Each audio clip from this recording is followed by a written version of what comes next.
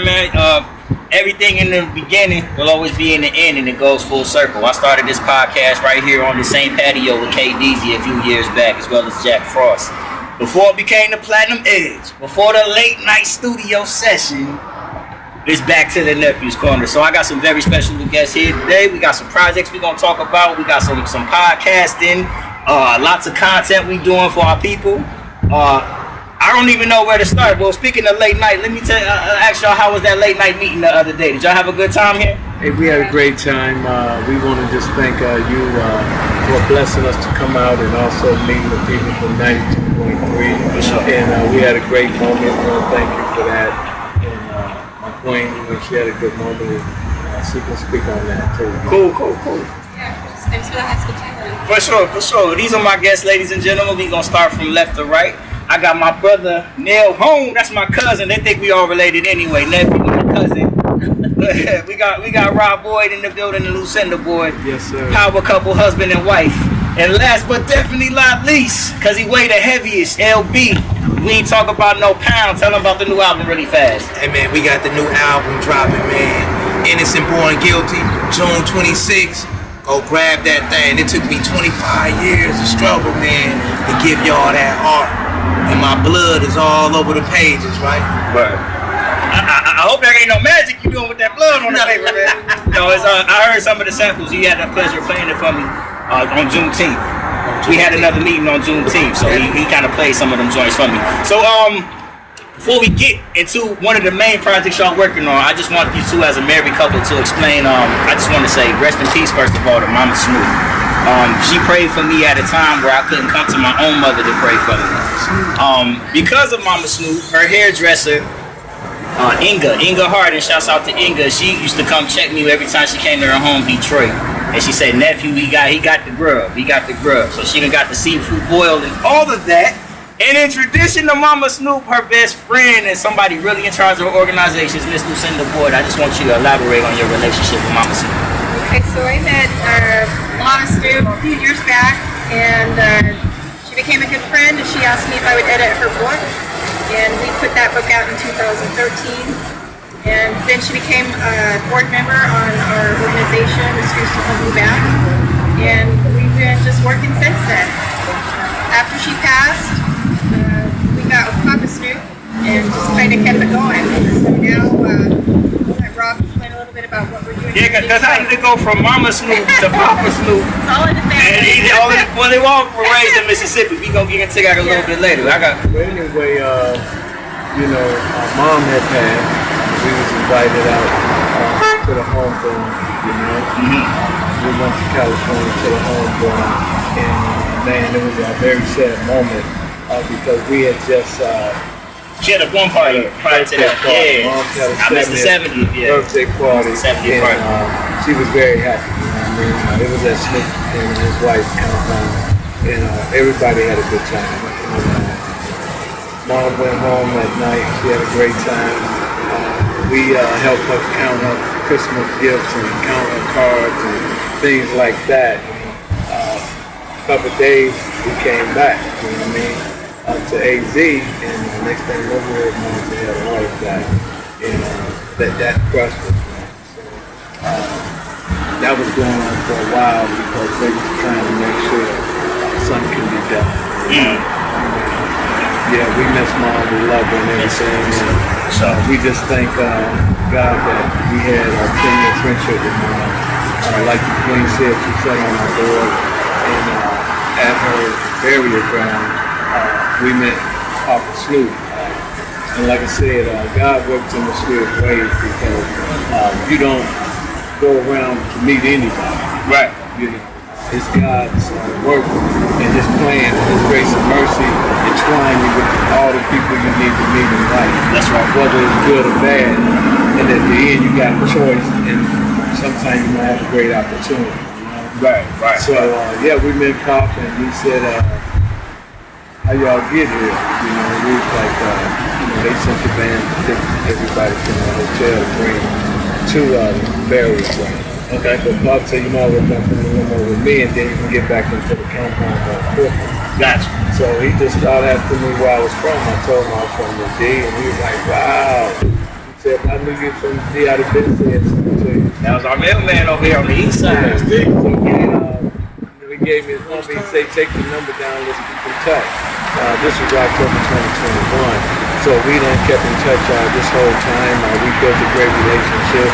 Right. And one day I was sitting down and I asked him if we started building. I said, man, you was a mailman in Detroit, you know what I mean? For 10 years straight, but 6 on the east, 4 on the west. But ironically, he delivered mail, you know what I mean, Ballpark, Somerset, and all of them areas down by the Parkside Project. Okay, yeah. And that's where me and his connection came in. Yeah, he used to stay on Whittier back in the day. White Hill. Or something like White Hill.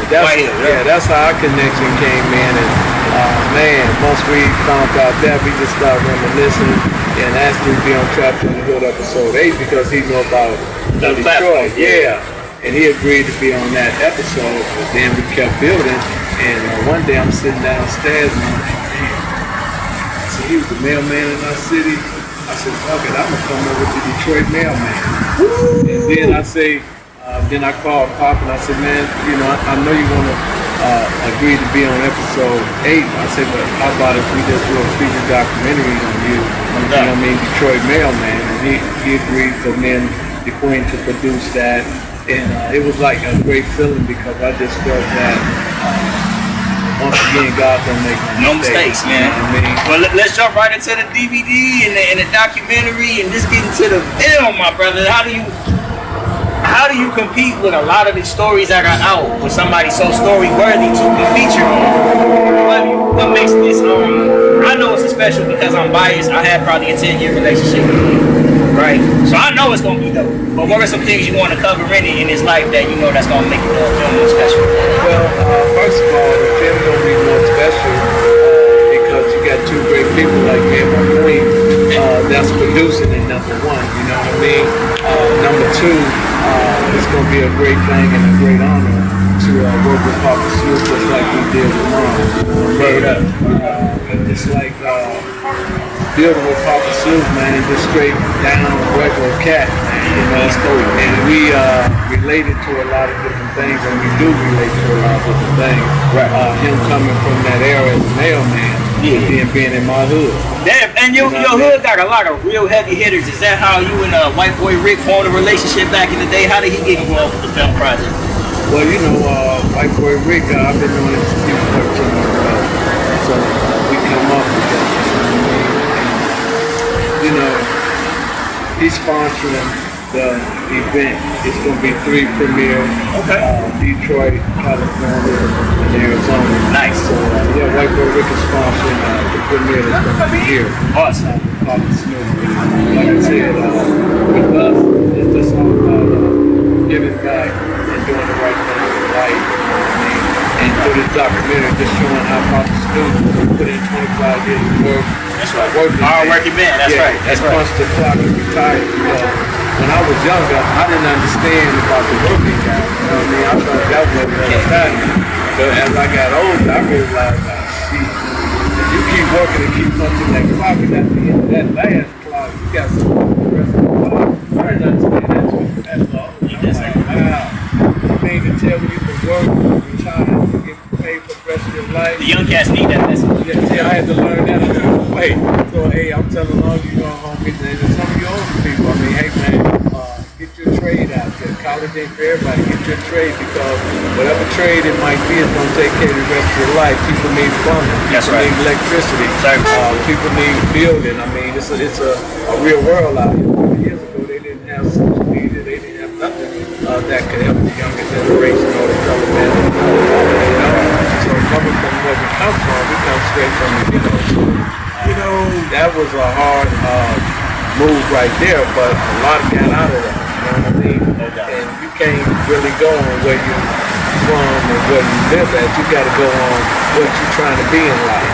No doubt. Because there was a lot of people in our hood that didn't want to become a gang. They didn't want to become a drug dealer. Because they went to school, even though they was in the ghetto and in the hood. I mean, the runch. You know what I mean? Coming from the dirt. Right. I mean, from the real trenches. No doubt. They still got up every day while we out there. Yeah. Did you used to run with the Bishops back in the day? Is that big gang out there, man? Parkside Projects, the Village. No, the Bishops was over Van Eyck and Harper. Okay, Yes. I'm a West Sider, man. And when I was in the Parkside Project, see, my cousin and them lived over there.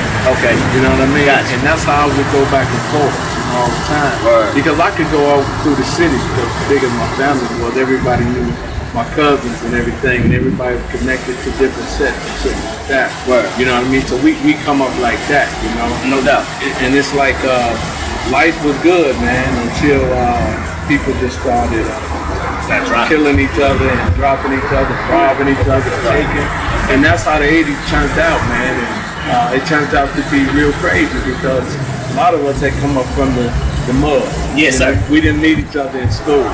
Our families knew each other before we were born. That's so our right. families, they grew up together. God family back in the day. Yeah, you know, so that's how that was. No doubt, no doubt. So, Lucinda, really quick, I'm hearing a lot of what you do for the community on the legal side. For the, was it your give back in the organizations that led him to that, or was it vice versa? How did that process and how did y'all meet? It was kind of teamwork, and we met online, MySpace. Okay, y'all been going at it for a long time. Yeah. On MySpace. We met and became friends online and on the phone, and I edited his book, The Streets Don't Love You Back. Awesome. Even before we met in person. So we became friends first, and just built a relationship.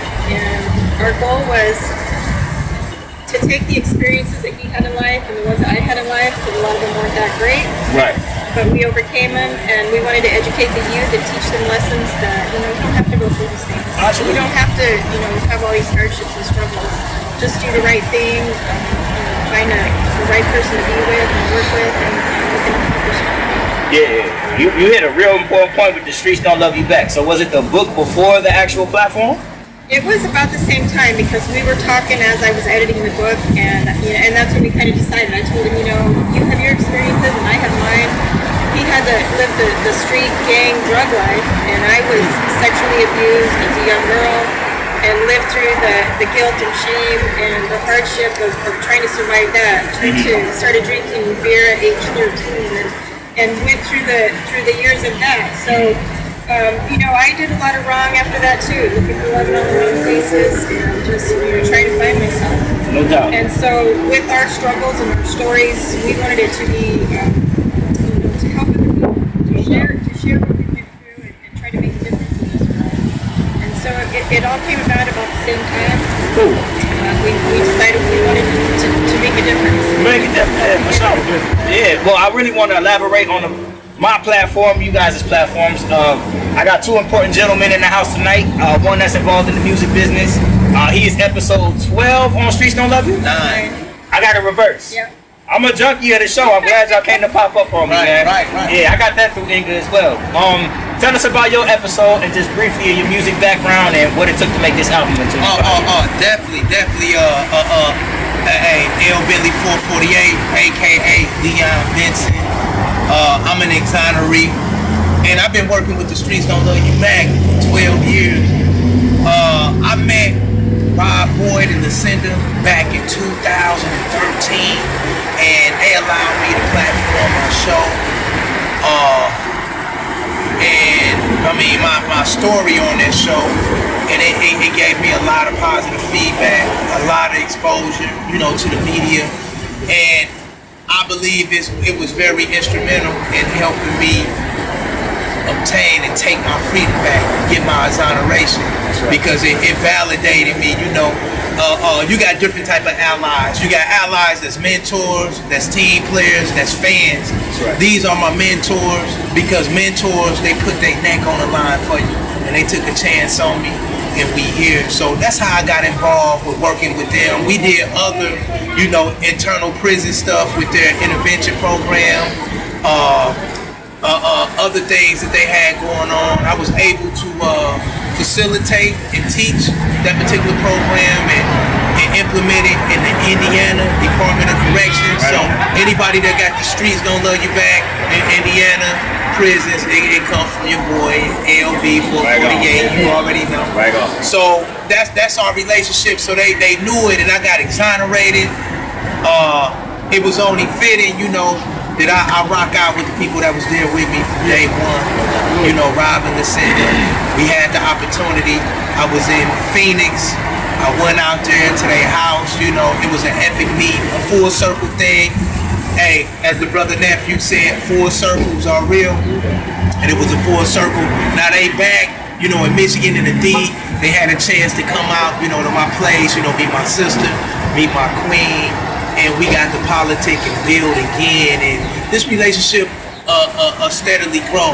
My episode 9 was about my particular journey through wrongful incarceration and my eventual and unexpected and godly emergence out of prison. So when you see me on there, you see the tapes when I'm coming out in all white. Yeah. You know what time it is. You know it's ordained from the Most High. The first person that I acknowledged when I got out, not even a person, was God, Yahweh, hallelujah. You know what I mean? I had to do that off the burrow, you know, and I came and I done it. My sister Valerie Buford, she was with me. That's my Miriam. She had the tangerines, right?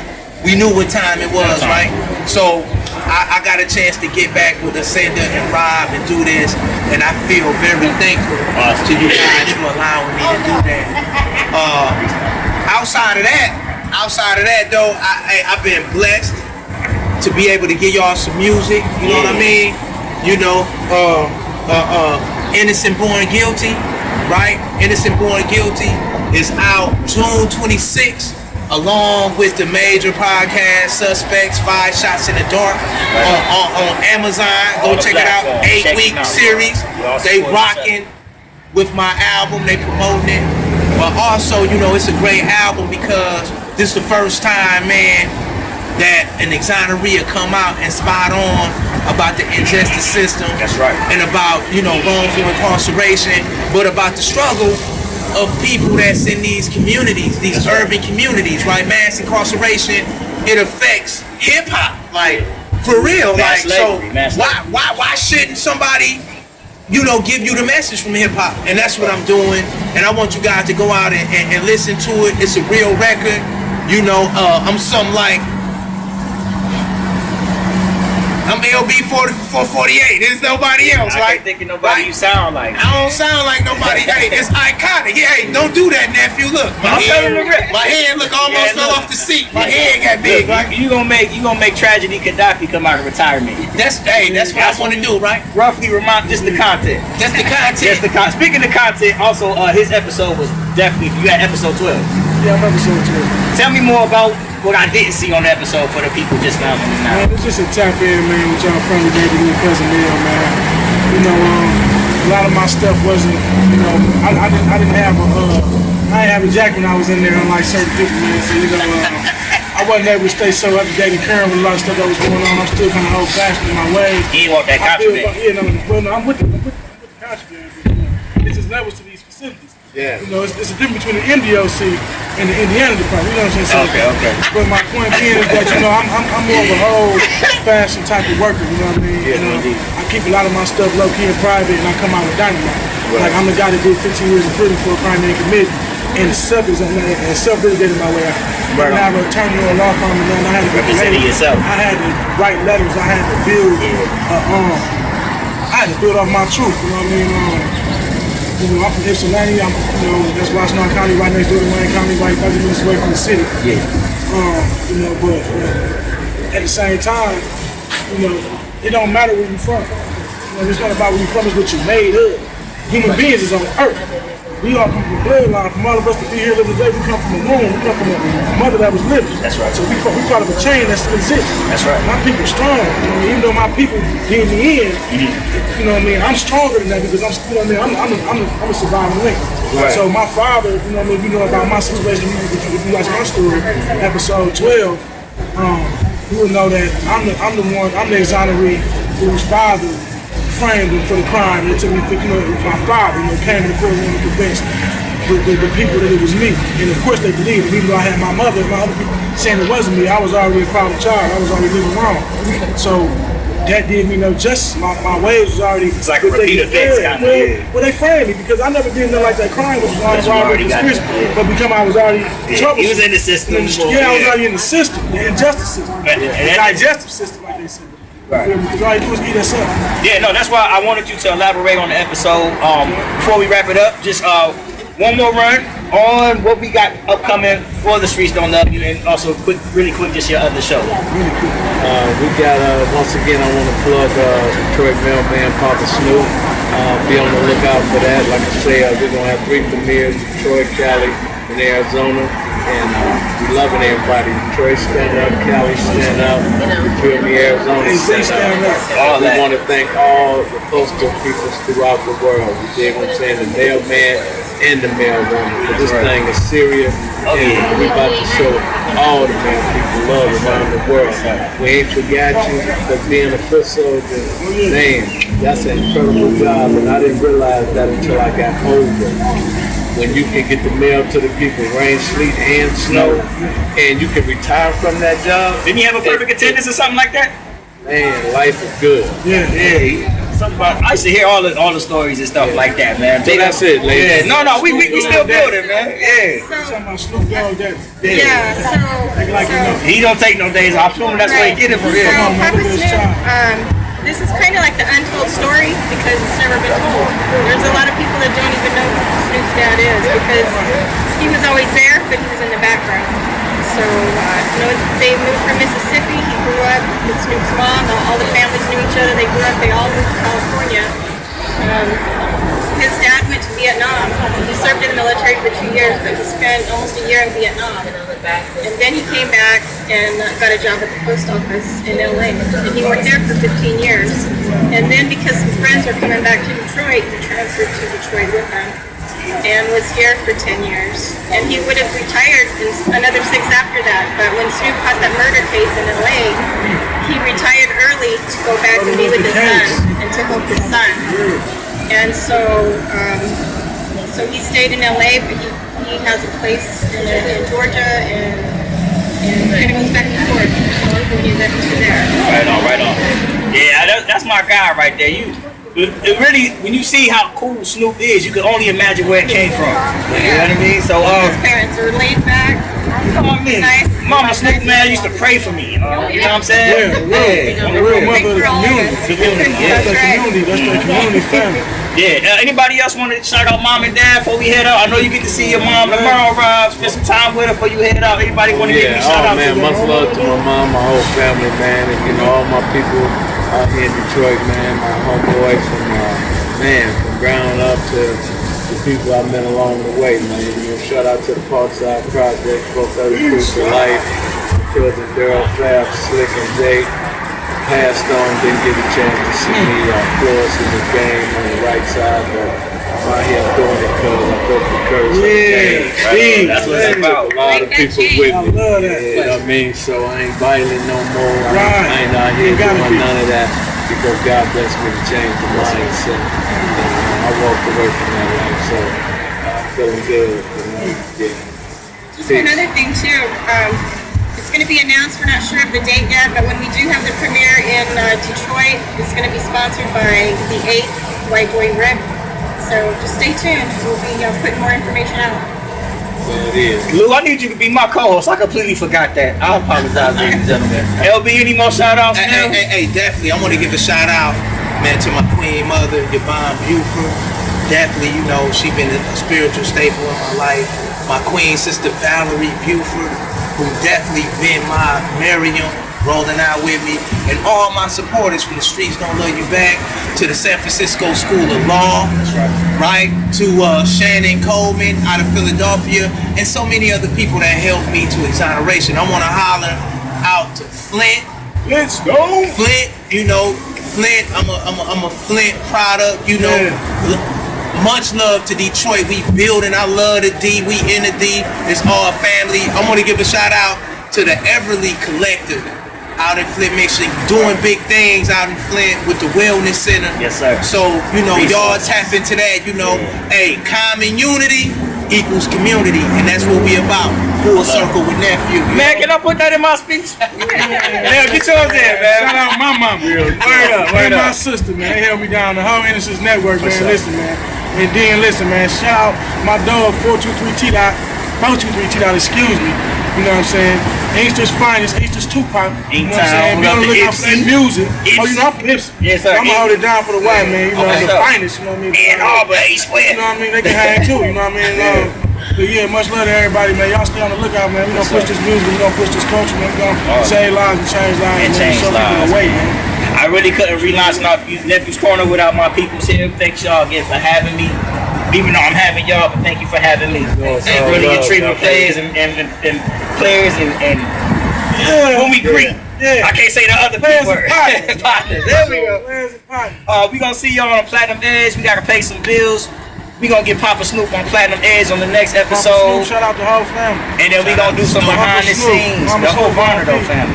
Jim Pro Record.